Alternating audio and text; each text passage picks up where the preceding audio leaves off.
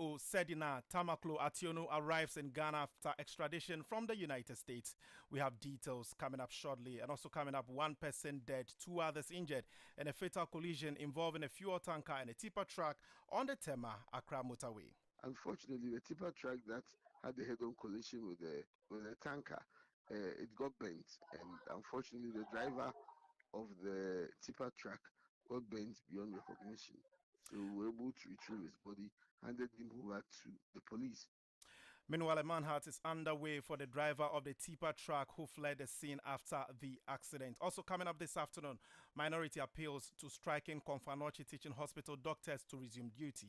Yes, but in the context of the issues, I mean, our position fairly well is what we have stated, that using a sledgehammer to kill an ant was not the immediate position that should have been taken by the minister, and we have agreed with them. We also think that they would have to go back to work.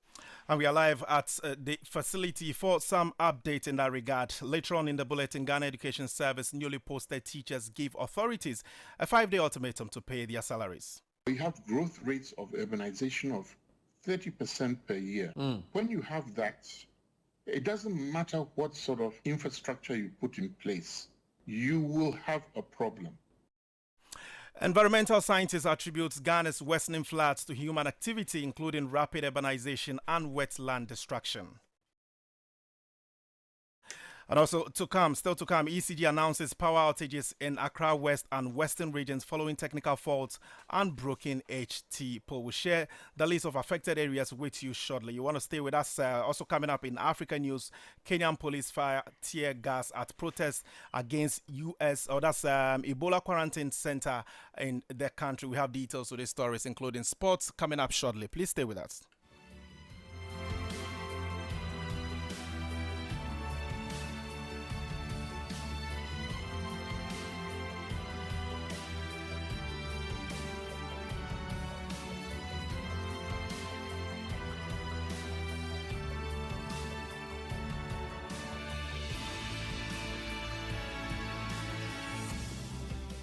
And we're grateful for your time this afternoon with us here on 12 Live on Class 91.3 FM. My name is Charles Akrofi, and I'm here with Elizabeth Aidoo. Now, former Chief Executive Officer of the Microfinance and Small Loans Center, Sedina Tamaklo Ationu, has arrived in Ghana following her extradition from the United States to serve a 10-year prison sentence imposed by the Accra High Court. She arrived at the Accra International Airport on Tuesday, June 9, aboard United Airlines flight UA 996, which landed at about 9:01 a.m. Now, the flight had departed Washington Dulles International Airport at 11:44 GMT. Sources familiar with the process say she was received by security personnel upon arrival and taken into custody, and she's currently undergoing briefing or debriefing and medical examination as part of standard procedures before being transferred to begin serving her sentence. But why did her arrival take this long? My colleague Kwame Ochi Jr. joins me in studios with some background details. Kwame, I'm grateful to have you on the program this afternoon. So what more do we know as far as, this whole situation, this whole case in itself is concerned? And we also understand the U.S. Embassy in Ghana has issued a statement on her arrival. Fill us in. And so what we ask, how did we get here? So we'll tell you the breakdown or the background of how this whole incident unfolded. So in 2024, the Accra High Court convicted Madam Ationu in absentia and sentenced her to 10 years imprisonment after finding her guilty to multiple offenses, including causing financial loss to the state and stealing. The court ruled that her action during her tenure as chief executive of Maslock between 2013 and 2016 led to a financial loss of nearly 90 million Ghana cedis. The case stemmed from a prolonged proceedings involving allegations of misappropriation and the diversion of state funds during her leadership at Maslock. Madam Ationu was initially granted permission by the High Court in 2021 to travel to U.S. for medical treatment. So that was the basis for her leaving the country at that point. While her trial was ongoing here in the country, she failed to return to Ghana to continue the proceedings. This led the court to continue and conclude the trial in her absence. Well, following her conviction and sentencing, the Ghana authority pursued extradition. So in 2025, the government of Ghana formally requested extradition from the United States of America. The request was reviewed by the U.S. District Court in Nevada, which, after examining the legal documents submitted by the Ghanaian authorities, certified the extradition, clearing the way for her return to the country, as we've seen currently, for to continue to serve a sentence. Now, many say that her return is marks a significant development in what many describe as Ghana's most high-profile corruption-related cases involving a former state official. Right. Well, authorities are expected to complete the administrative and security procedures before transferring her to the Ghana Prison Service to begin serving her 10-year sentence. So this is where the whole issue began from, and this is where we are at the moment. Like I asked earlier on, we understand the U.S. Embassy has also issued a statement in that regard. Fill us in on what really the U.S. authorities here in Ghana are saying. So the statement came a while ago on social media handles, indicating that indeed what we have seen, or what a large number of Ghanaians are hearing, that the former Maslok boss is currently a country. They are literally confirming that indeed the former Maslok chief executive officer is currently the country to continue a sentence here in the country. Well, so that's my colleague Kwame Oche Jr. there, and with regards to the statement that was issued just a while ago on the Facebook page of The Minister for Government Communication, right. that's Phyllis Kwachifu. So I want to share that as well. So he is giving the chronology of events, just like I've indicated, beginning from 2024. So it says that officials of the Ghana Police Service and the Ghana Prison Service have taken her into custody and are making the necessary preparation to begin her sentence. We've talked about that. It says that meanwhile, the Attorney General is scheduled to meet his counterpart at the United States Department of Justice for a bilateral discussion on all pending extradition requests between the two countries. So this is what the Minister for Government Communication is saying. Felix Now to the Fusukwati. U.S. Embassy Right. Ghana, it says that while justice has no borders, the U.S. has extradited Sedna Tamaklo Ationu to Ghana following her conviction on 70 plus corruption related charges, including embezzling more than $6 million equivalent in Ghanaian taxpayer fund. There's a strong US Ghana law enforcement partnership in action, demonstrating a shared commitment to accountability, and the first extradition from the US to Ghana since 2009. So it tagged the US in Ghana and the Ministry of Foreign Affairs here. Thank you very much, Kwame, for that details. And here's my colleague from the newsroom, Kwame Oche Jr., and of course your host of 505 here on Class 91.3 FM. Let's move on to some other stories now. Elizabeth. One person has died and two others are in critical condition following a head-on collision involving a fuel tanker and a tipper truck on the Accra-Tema motorway. The Ghana National Fire Service has also confirmed that a manhunt is underway for the driver of the tipper truck involved in the crash. Here, this has triggered a massive traffic dreadlock on the busy stretch, leaving thousands of commuters stranded for hours. Emergency responders say they are working to clear the wreckage and also restore traffic flow while managing safety at the scene. The collision has also resulted in severe congestion, with vehicles backed up for long distances along the Tema motorway. Let's listen to a member of the public relations officer of the Ghana National Fire Service, Alex Kenate, who has been providing details of the incident. All right, so the late hours of 11 p.m. yesterday, we received a running call. A running call is when someone runs to the station to report of an emergency or an incident. And so our team at the motorway quickly rushed to the scene to assess. Upon arrival, they realized that the accident or the incident involved a head-on collision between a tipper truck, and a fuel tanker. The fuel tanker was very much burning and at a fully developed stage. So our officers had to call for reinforcement and make sure that they subdue the fire.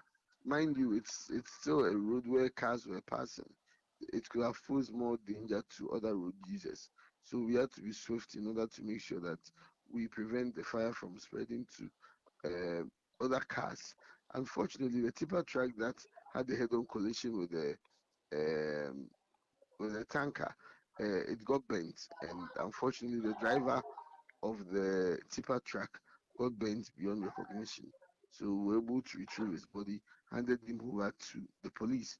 There were three other people, I think two in the tipper and one tanker. We are how many were in each vehicle though, but there were three people that were hit and have been transported to Tema General Hospital for emergency checkup. And what happened? Unfortunately, we couldn't find him. Eyewitnesses said that they saw him jump and flee the scene. People were blaming him for the accident, that he was speeding. That's one side of the story. But I would want to again make sure that we get him and then aid him. I'm sorry, can aid in the investigation so Okay. that we can get to the bottom of the Okay. whole issue. That's a member of the public relations team of the Ghana National Fire Service, Alice Kinnati. Now, we're turning our attention to Parliament now because the minority in Parliament has joined calls for striking doctors at the Konfanochi Teaching Hospital to return to work, appealing to them to resume duty in the interest of patients and the wider public. The appeal comes amid growing concern over the impact of the industrial action on healthcare delivery across the country.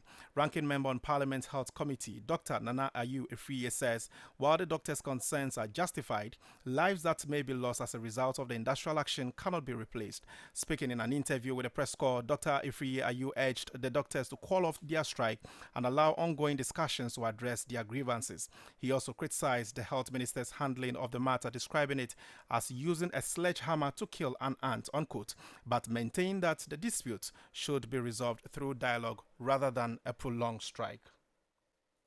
All right. So the Yes, but in the context of the issues, I mean, our position fairly well is what we have stated, that using a sledgehammer to kill an ant was not the immediate position that should have been taken by the minister, and we have agreed with them. We also think that they would have to go back to work. Under the circumstances, we can only appeal to them because, like I said, there have been a lot of strike actions, and then we think that sustaining the strike over a period of time with life lost cannot be replaced. So we are appealing to them. The position now is for us to appeal to them to get back to work. That is the issue at this point. On the immediate, we may have to plead with the doctors to get back to work. So the very public we serve are being caught up in the issue, in the tango between the egos of two stakeholders.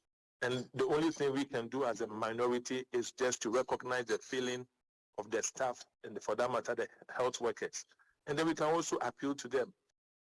So that's the ranking member on the Health Committee of Parliament, Dr. Efriye Ayu there. Let's get onto the phone lines now and speak to our Ashanti regional correspondent, Elisha Adakwa, who has been monitoring the situation ever since the strike action announced by the doctors and the health workers at the Konfanochi Teaching Hospital broke out. Elisha, thank you very much for your time. So the minority have joined the many calls by, people who have monitored the industry for some time now, and with regards to developments at the Konfanochi Teaching Hospital, to say that the doctors and the workers there should call off their strike and resume duty. At this point in time, can we say that they are listening, or perhaps the issue still remains? They are still on strike? Yeah, I'm currently at the Konfanochi Teaching Hospital now, and the doctors have not called off their strike. The strike is still in place, and today the main OPD of the Konfanochi Teaching Hospital was filled with patients who were stranded over here and struggling to get doctors to take care of them. Some of them had booked appointment with the doctors, but when they came, they had not got any doctor to take care of them. So many of them have left the hospital facility to seek healthcare at the various hospital facilities around. And others who had already come here and they were having an appointment with the doctors have to go and come back when the doctors call off their strike and resume work at this particular hospital facility. So some of the patients who are not aware of this strike have been coming in. When they come and ask that what has happened, and they explain the situation to the patient, they have to return to wherever they came from. But the thing is that when you go to the emergency center, they are still admitting some patients who are critically ill, and those who are in admission, they are taking care of them. So when you come to Kwamfano City Hospital, the strike action is still in place. The thing is that they are taking care of those who are critically ill and also those who are in admission at this particular hospital facility. But those who are coming to the OPD are being turned away at this particular hospital facility. And information we picked is that the management and board of this particular hospital will be having a meeting in this afternoon on this particular strike action. So maybe after the meeting, they will have a meeting with the striking doctors to get some solution to this strike action. So that's what I can report from the Komponochi Teaching Hospital as the doctor strike action is still in place, and some patients who have come here have been stranded. Others have been to have to seek healthcare at the hospital facilities around. Others are still here waiting. Maybe they will get any news from the management of the hospital facility. Elisha, let me thank you for your time, but just keep your eye on the situation. And just like you said, management is supposed to have a meeting this afternoon. I'm sure after that they would have some briefing with the media, and then you can fill us in. But thank you very much for your time this afternoon.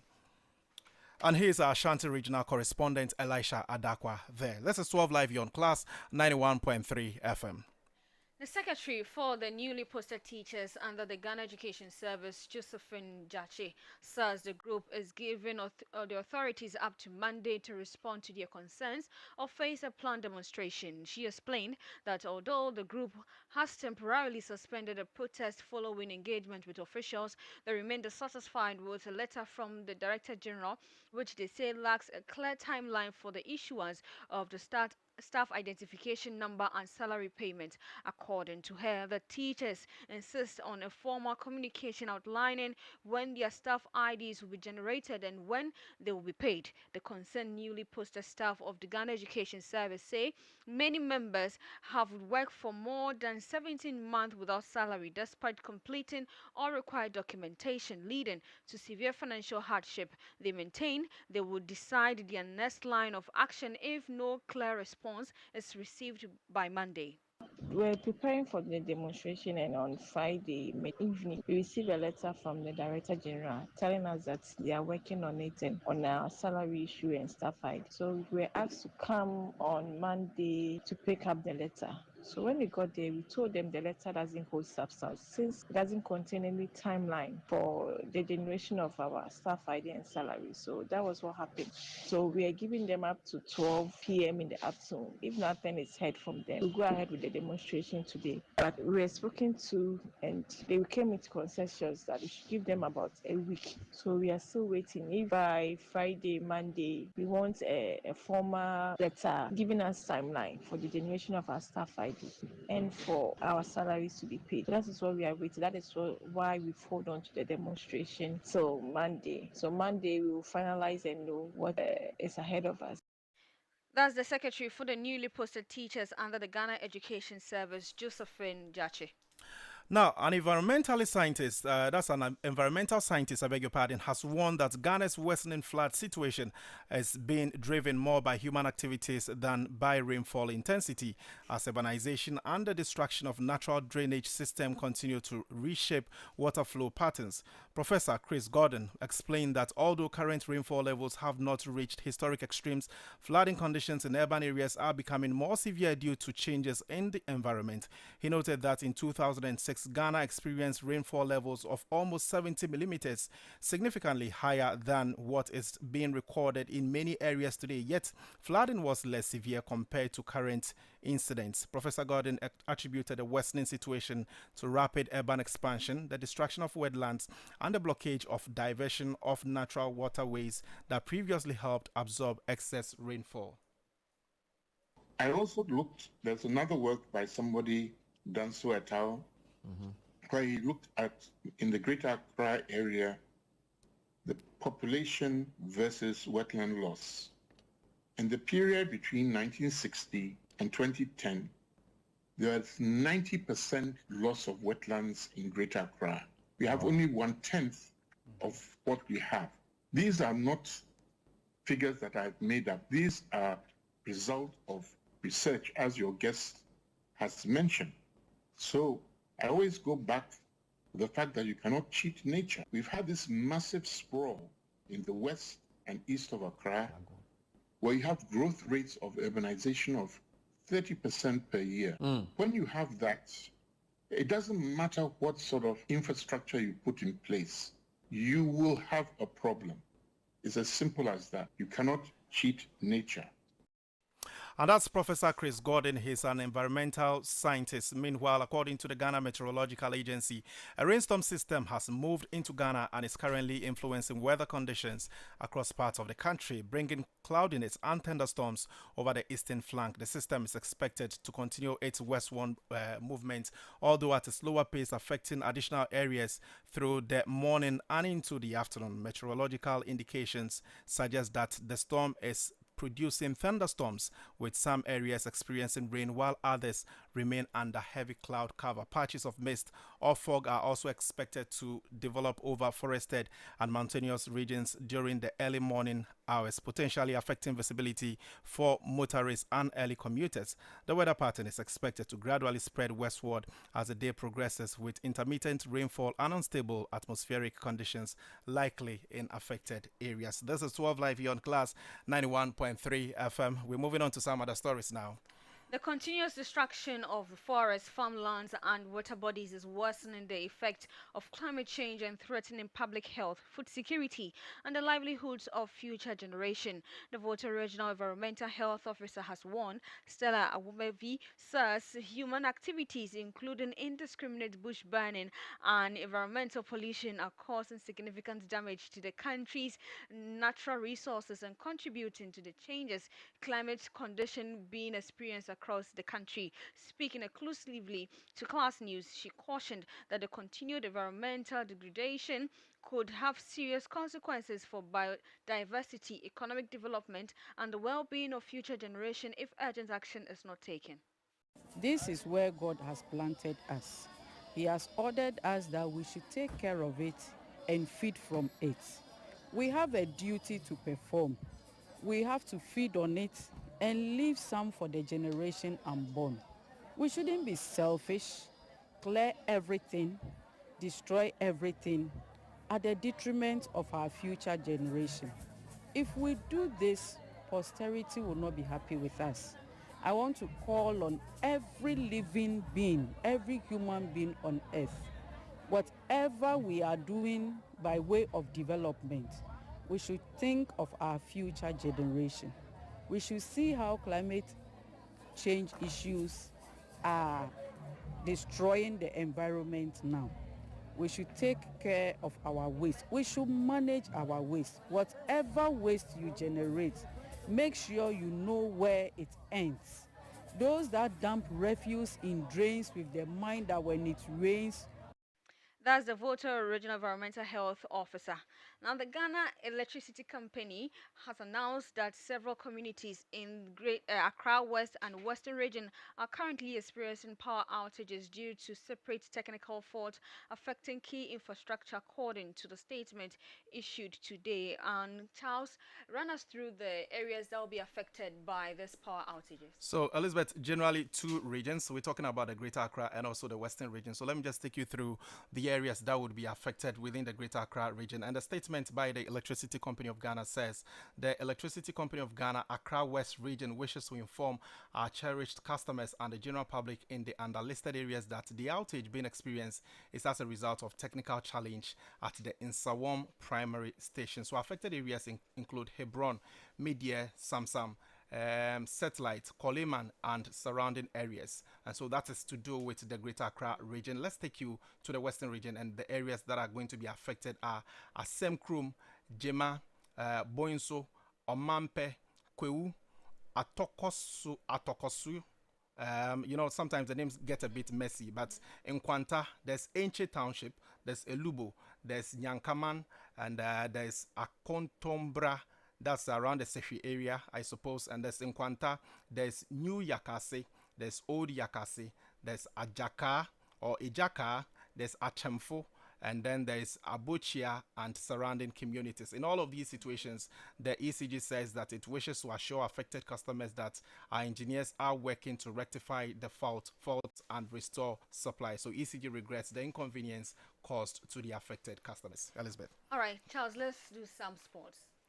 Well, in sports this afternoon, and of course, I'm bringing you sports, not your regular, sports voice on the program, but we're doing some changes that have been introduced as far as the World Cup is concerned.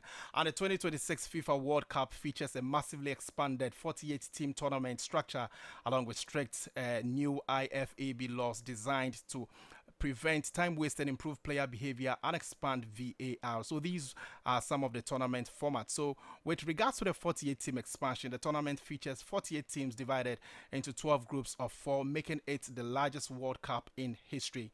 Now, with regards to time wasting and restart rules, so 10 seconds substituted exit. Players being substituted have just 10 seconds to leave the pitch. If they exceed this, the incoming player must wait 1 minute before entering the field. There is also the 5 seconds countdown where referees can initiate a 5-second countdown for the throw-ins or goal kickoffs or goal kicks if deliberate stalling is suspected. If the ball isn't put into play in time, possession reverses or a corner is awarded to the opponents. Let's talk about goalie limits, shall we? Because goalkeepers are restricted to handling the ball for a maximum of 8 seconds. And with regards to discipline and behavior rules, red cards for mouth covering. Players risk a red card if they cover their mouths during confrontational situations with opponents or officials. Captains only, and this rule applies to captains only, and it's about the rules that enforces an approach where only team captains are permitted to approach and converse with the referee. So these are, some reforms that have been brought in as far as the World Cup, the FIFA World Cup, and itself is concerned. Let's do some African news before we take leave of you this afternoon, because police in Kenya have fired tear gas to break up a protest in the central town of Nanyuki against the confrontation or the construction of an Ebola quarantine center for U.S. citizens. So small groups of demonstrators who were waving Kenyan flags, carrying placards, and holding a coffin with the word, quote, Ebola written on the side were demanding the plan to be reversed. And last week, 2 people died after being shot as police dispersed. That's a similar protest. So that's some news coming in from Kenya in that regard. Before we take leave of you this afternoon, Electroland Ghana Limited is giving you weekly and monthly big rewards when you buy Samsung, TCL, Medea, and Nasco electronics anywhere in Ghana and from any authorized dealer or reseller. So you want to just buy your LED smart TV, split AC, double door fridges, auto grill, gas cookers, washing machines, and sound towers, microwaves, blenders, mobile phones, and more from Samsung, TCL, Medea, and Nasco, and dial star 928 star 8888 hash, or go to register.electrolandraffles.com to enter our weekly and monthly draws approved by NLA on the Caritas Lottery platform. Electroland Ghana Limited, rewarding your patronage the big way. Terms and conditions apply. Now, are you ready to review your fortune review? Scratch for winners here to change your life for good. Just dial star 850 star 5 hash and win up to 1 million Ghana cedis or more in cash prizes instantly. It's easy, it's exciting, and is regulated by the National Lottery Authority. Simply dial star 850 star 5 hash on all network. Choose your station to play. Select stake amount from 5 cedis to 2,000 Ghana cedis. Choose your lucky card out of the 5 options. Confirmed game play and enter your Momo pin and receive your game results and winnings instantly. It's easy, fun, and exciting. Get ready to scratch, win, and live your best life with Review Scratch for Win up to 1 million Ghana cedis up for grab. Review Scratch for Win, Scratch Keke, Nadisika Seibam. Well, it's a wrap, isn't it, Elizabeth? Yeah, that's how wrap up 12 live right here on Class 91.3 FM. For more news and update, do log on to classfmonline.com. The news team will be back on 5:05 with Kwame Ochi Jr. Do stay and enjoy the rest of our program. Good afternoon. Well, you forgot to mention your name, and that's Elizabeth Aidoo, and I'm Charles Akrofi. Up next is the Afternoon Business Review with Nana Oye Ankra. Stay tuned. Bye-bye.